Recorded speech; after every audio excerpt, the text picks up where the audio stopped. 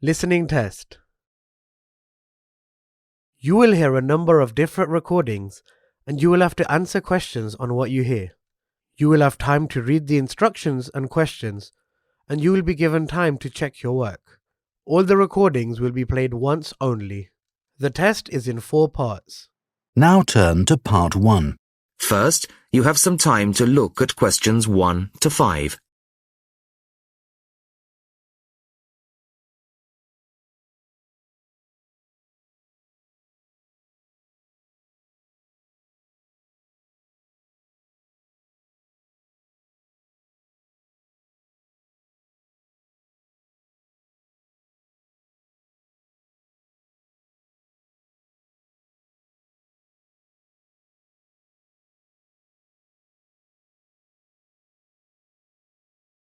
Now the test will begin. You should answer the questions as you listen, as you will not hear the recording a second time. Listen carefully to the first part of the conversation and answer questions 1 to 5. Good afternoon. How can I help you? Hello, my name's Kevin Brown. I saw your advertisement in today's local paper, apartments to let in all areas of the city. Yes, Mr. Brown. We currently have several properties available. What part of the city were you thinking of? Well, city centre ideally. Okay. And what price range are you interested in? I don't really know. What have you got? Well, prices start at £400 a month, going up to £1,000 a month. Okay. And what's the difference? What does the price depend on? Well, the number of bedrooms mainly. Uh-huh. The cheaper apartments have 1 bedroom, while the most expensive have 3 or 4 bedrooms. Okay. 2 bedrooms would be nice. So I'll say 2 bedrooms up to $600 a month. Mm-hmm. Do you have anything like that? Right, sir. We have, just give me a moment, please. Mm-hmm. We have 2 properties that might interest you. One is in North Street. It's a very nice apartment, but it's £750 a month. But that includes a private parking space. $750. That's a bit higher than I'd like to go, really. Do you have anything less expensive? Yes. We have another one at £625 a month. 625? Mm-hmm. All right, that sounds interesting.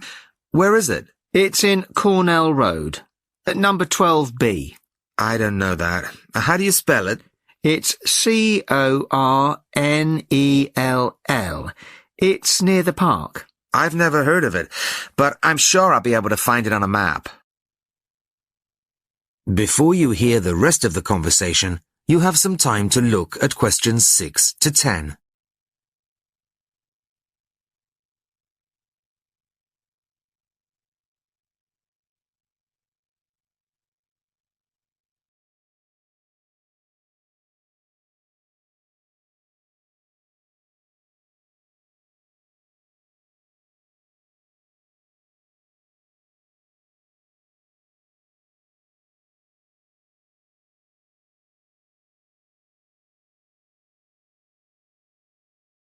Now listen and answer questions 6 to 10.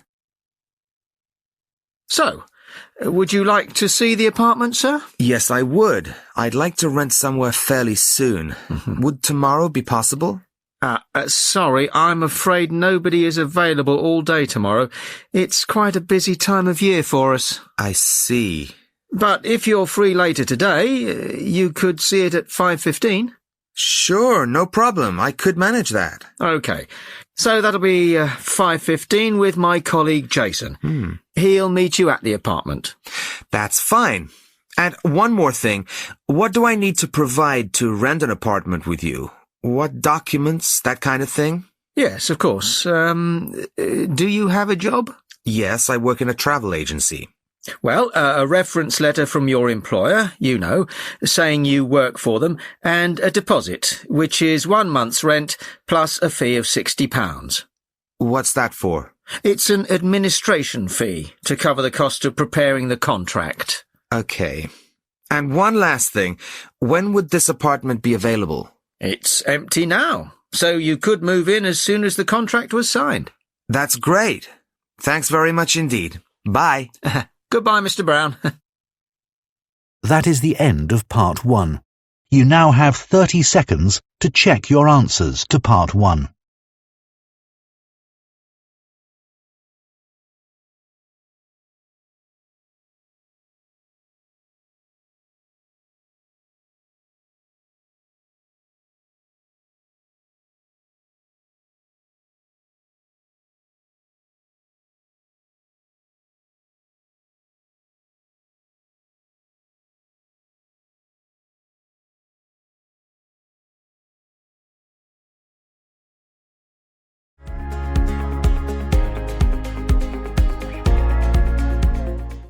Part 2. You will hear a member of the local council describing plans to redevelop part of the seafront of a coastal town. First, you have some time to look at questions 11 to 15.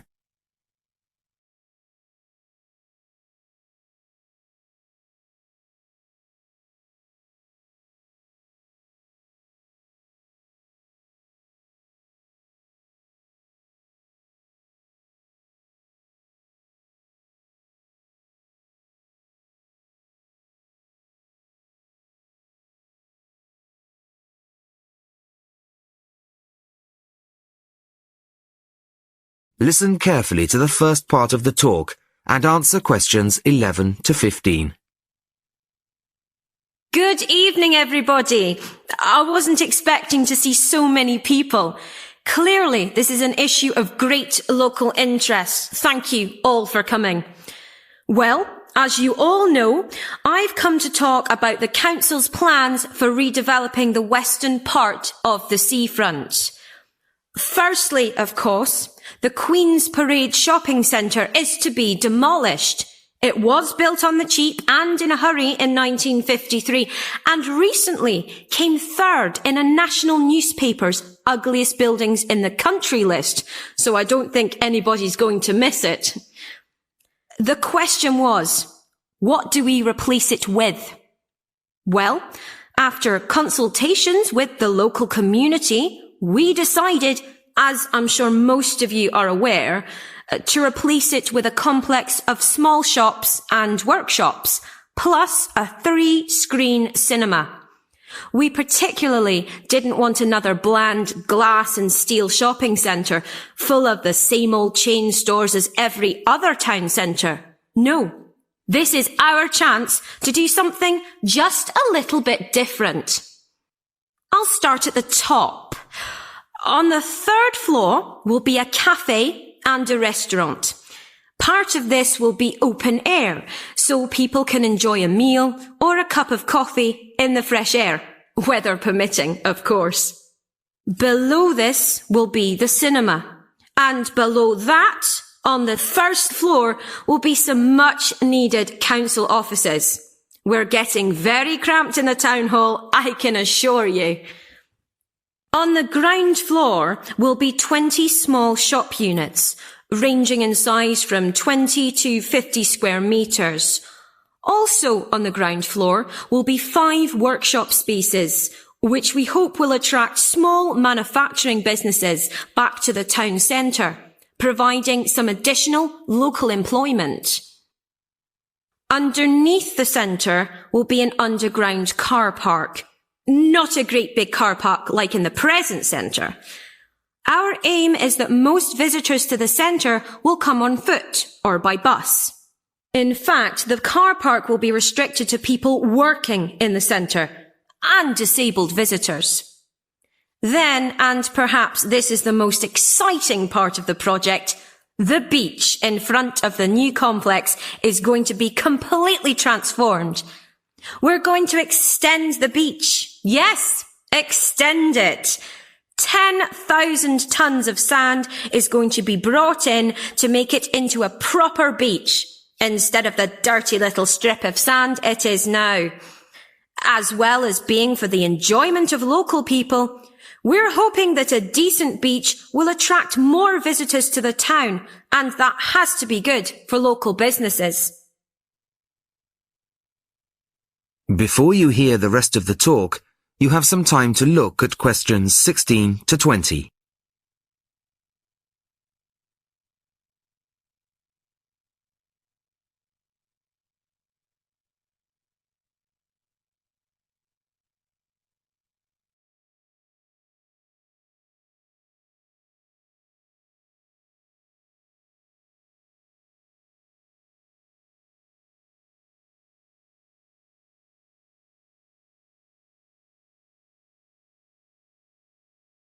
Now listen and answer questions 16 to 20. Now I must emphasise that these plans have not yet been finalised. That's what this meeting is about. Of course, it's vital with a project like this that we have the support of local people. After all, we work for you and it's your money that's paying for it. So, first of all, the plans for the new centre are going to go on display in the town hall. They'll be there from Monday the 5th of March until Friday the 6th of April. Plenty of time for anybody who's interested to get over there and have a look at them, I think. There'll be a suggestions box in the same room as the plans. Anybody who has anything to say is welcome to fill in a suggestions form. These forms will be looked at and taken seriously, you can be sure of that. Then on Tuesday, April the 10th, there'll be another public meeting much like this one, and in this same place. It'll start at 7 o'clock, and there'll be a chance for local residents to address the council. We'll also report back to you on the results gathered in the suggestions box. Anyway, I'd now like to hand you over to my colleague, my fellow councillor. That is the end of part 2. You now have 30 seconds to check your answers to part 2.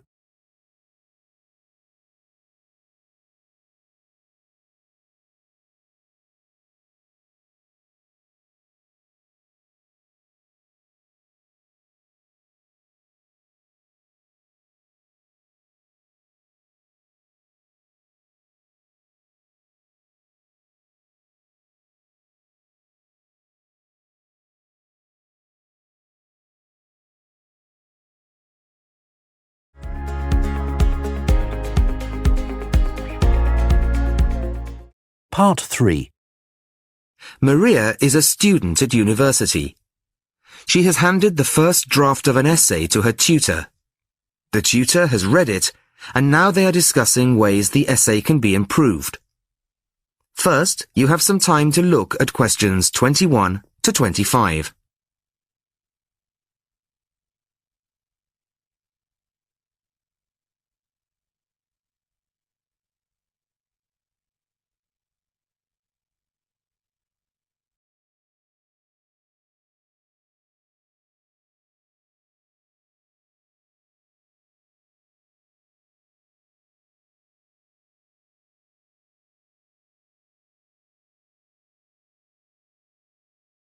Listen carefully to the first part of the conversation and answer questions 21 to 25.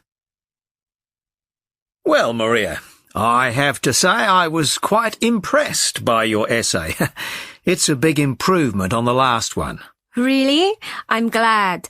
I put a lot more work into this one. I really spent ages on it. And it shows. You've addressed most of the problems I pointed out last time. In particular, the style and language are much more appropriate for an academic essay. So that aspect is okay? Absolutely. If you carry on like this, you shouldn't have any significant problems in that department. That's a relief. I've been quite worried about that, although I've been reading a lot of other essays to try to get the right style. Well, I'd say you've been successful. There are just one or two minor things you could look at.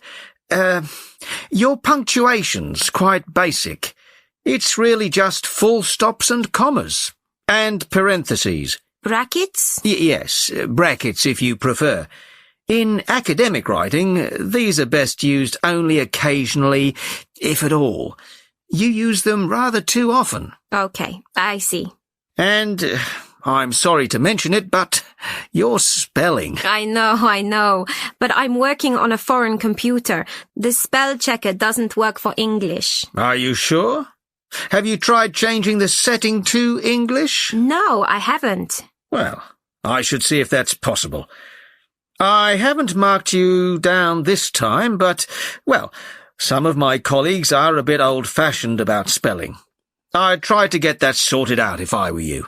Okay, I understand. I'll try to change the setting. Before you hear the rest of the conversation, you have some time to look at questions 26 to 30.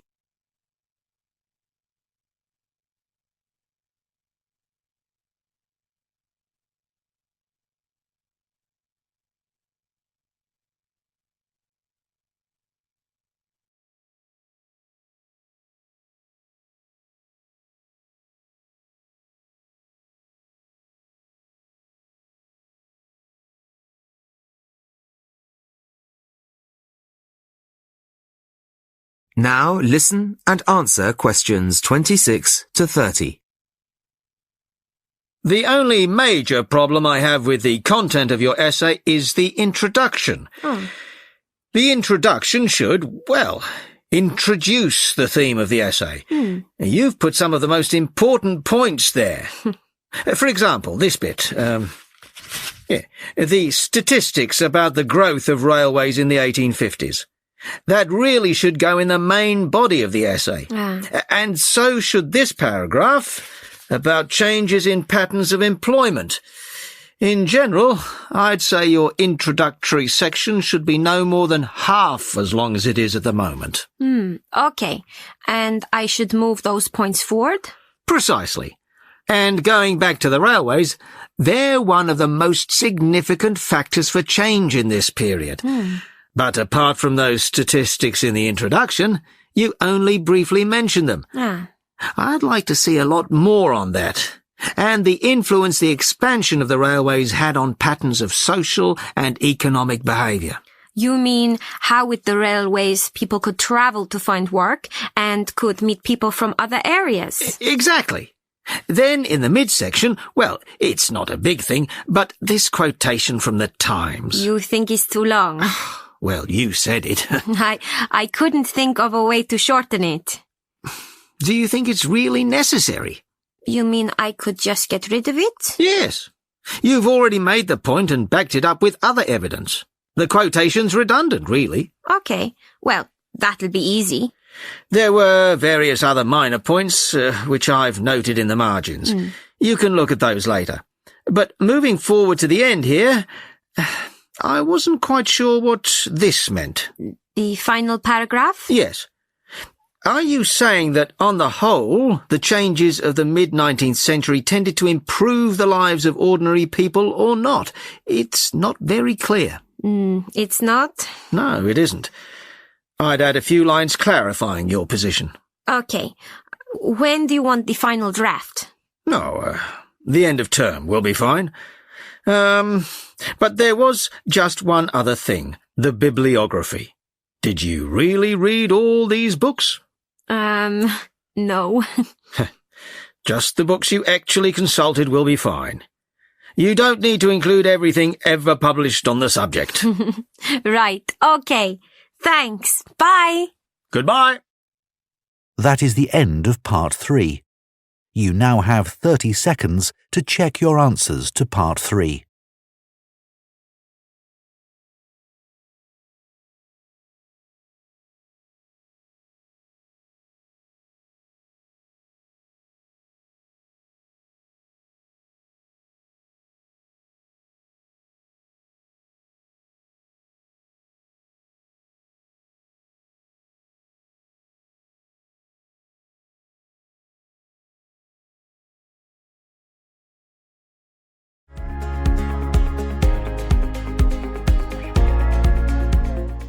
Part 4.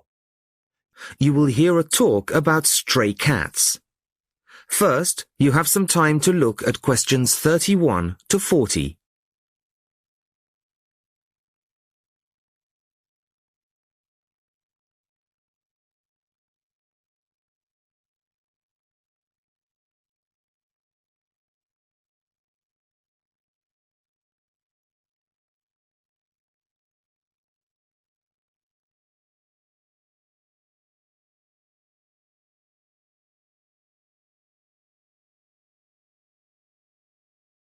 Listen carefully to the talk and answer questions 31 to 40.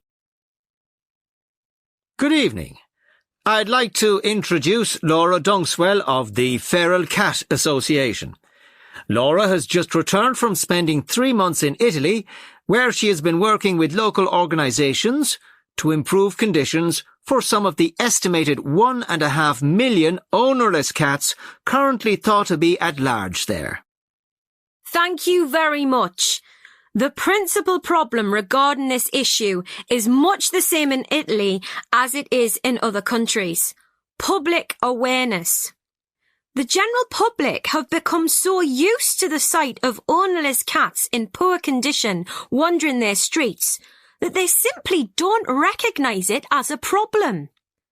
While some will put out scraps of food, the majority see feral cats in much the same light as, say, seagulls, a form of local wildlife which is of no particular concern to or responsibility of the human population.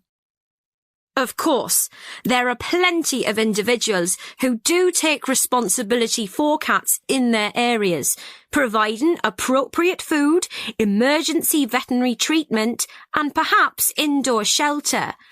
But these people can only provide support for a fraction of the vast numbers of feral cats that exist. So, what's to be done? Find loving family homes for all feral cats? Well, that would be wonderful, of course, but unlikely to happen anytime soon. The two main focuses of our work are sterilisation and education. Sterilisation is usually only performed on female animals. It may seem a drastic intervention, but it benefits both the sterilised cats who will not have to suffer the health consequences of endless pregnancies and also the feral cat population as a whole, as controlling numbers reduces competition for whatever slender resources of food may exist. Animals to be neutered are captured and sedated at the point of capture to minimise their stress and discomfort. They are then taken to a temporary centre set up by a local organisation, and the operations are carried out under anaesthetic by trained veterinary surgeons, all of whom kindly donate their time. Now, while domestic cats can recuperate in the comfort of their owners' homes, feral cats have no such luxury. They are kept at the centre for around 24 hours, then returned to the locality from which they came. Dissolving stitches are used, and each cat that has been operated on has the tip of one ear clipped, a sign that the animal has already been neutered. A few animals have been electronically tagged and their progress monitored. In general, it has been found that neutering does not diminish an animal's chances of survival. On the contrary, the evidence suggests that sterilised females have a significantly improved chance of remaining in adequate health. The other focus of our work is, as I said, education, publicising the issue and raising awareness. Our current poster campaign is a translation of the widely used slogan, "A kitten is not just for Christmas." At present, resources are rather limited, but, funds permitting, a campaign of radio advertisements is planned, perhaps in the run-up to next Christmas, reminding people that families may quickly become bored with the responsibility of owning a domestic animal. Last year, we used newspaper ads featuring pictures of emaciated strays and highlighting the fact that abandoning an animal simply transfers your problem to somebody else. Which leads me on to the final point I'd like to make. Organisations such as ours are sometimes depicted as being mainly for sentimental animal lovers. Well, I make no apology for that, but our work has a wider importance than the welfare of cats. Ownerless cats tend to quickly fall into ill health and can become a health hazard in various ways, including the spreading of disease and parasites. Children can be especially vulnerable to this, as they are more likely to handle an infected or infested animal. Thank you very much, Laura. That is the end of Part 4. You now have 30 seconds to check your answers to Part 4.